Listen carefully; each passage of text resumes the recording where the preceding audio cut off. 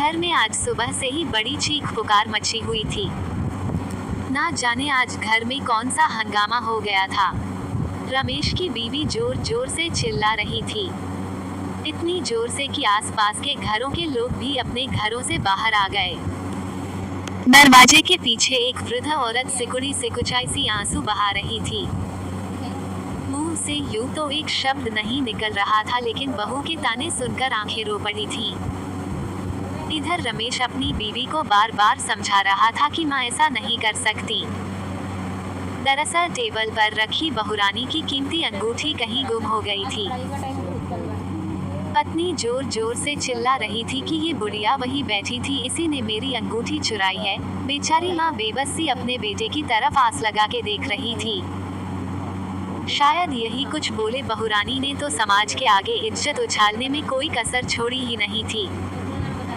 हद तो तब हो गई जब पत्नी ने गुस्से में मां का हाथ पकड़कर दरवाजे से अंदर खींचा। रमेश का आपा भी जवाब दे गया और उसने पत्नी के गाल पर एक जोरदार तमाचा मारा।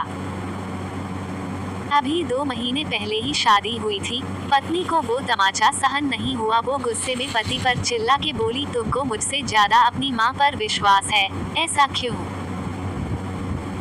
रमेश की आंखों से भी अब आंसू निकलने लगे और बोला, जब मैं बहुत छोटा था उसी समय मेरे पिता का देहांत हो गया था।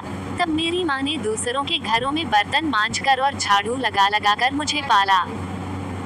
मुझे याद है कि माँ बड़ी मुश्किल से एक वक्त के खाने का इंतजाम कर पाती थी, और वो खाना भी वो मेरी थाली में परोस देती थी और खुद एक खाली डब्बे को ढककर मुझसे झूठ बोला करती थी कि तू खा ले, मेरी रोटियां इस डब्बे में हैं। जबकि वो डब्बा हमेशा खाली होता था, लेकिन मैं भी जानता था, तो मैं आधी रोटी बचाकर माँ से बोलता था कि मेरा पेट भर गया है और आधी रोटी माँ को खिला दिया करता था। आज मैं 2 रोटी कमाने लायक क्या हो गया? अपनी माँ के उस बलिदान को भूल जाऊं? कैसे भूल जाऊं कि माँ ने मेरे लिए ना जाने अपनी कितनी ही इच्छाओं का गला घोट दिया। तुम तो मेरे साथ अभी केवल 2 महीने से हो, लेकिन मैंने तो माँ को पिछले 25 वर्षों से लगातार तपस्या करते देखा है। आज उम्र के इस पड़ाव पर आकर क्या मेरी माँ को एक अंगूठी का लालच होगा?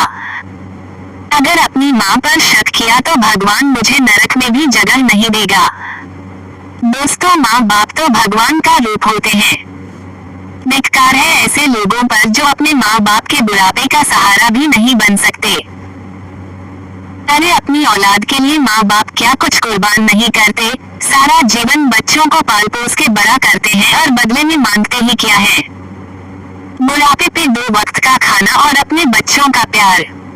क्या हमारे माँ बाप का इतना भी अधिकार नहीं है हम पे? दोस्तों, कहने को तो ये एक कहानी है, लेकिन सच्चाई इस कहानी से अलग नहीं है। हमारे समाज में आजकल यही हो रहा है। अपने माँ बाप की सेवा करें, उन्हें प्यार दें। और आपको ये कहानी कैसी लगी हमें कमेंट करके जरूर बताइए। Thanks for watching. Like, share and subscribe for more.